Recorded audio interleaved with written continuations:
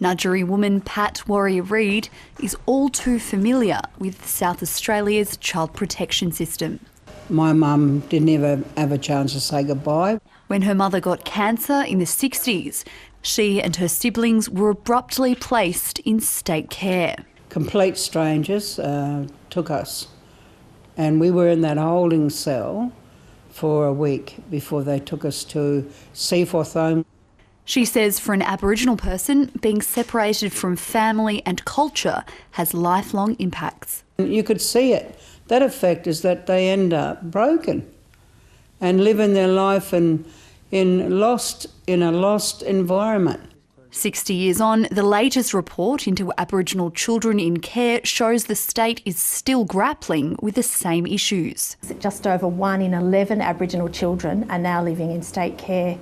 That is so distressing.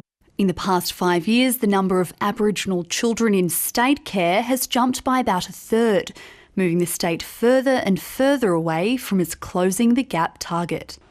To reverse the trend, SA's Guardian for Children and Young People says vulnerable families need better support before their kids are removed. It needs to happen early, it needs to be culturally safe, it needs to be meaningful, and it needs to be Aboriginal people helping Aboriginal people. The report also found while more children are being cared for by relatives, fewer placements are with Aboriginal family members.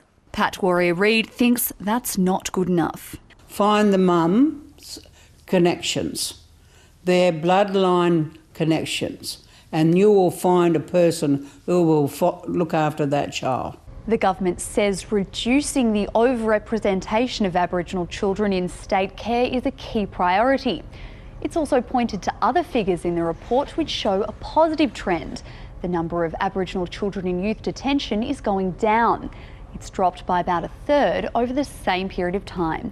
Gabriella Marchant, ABC News, Adelaide.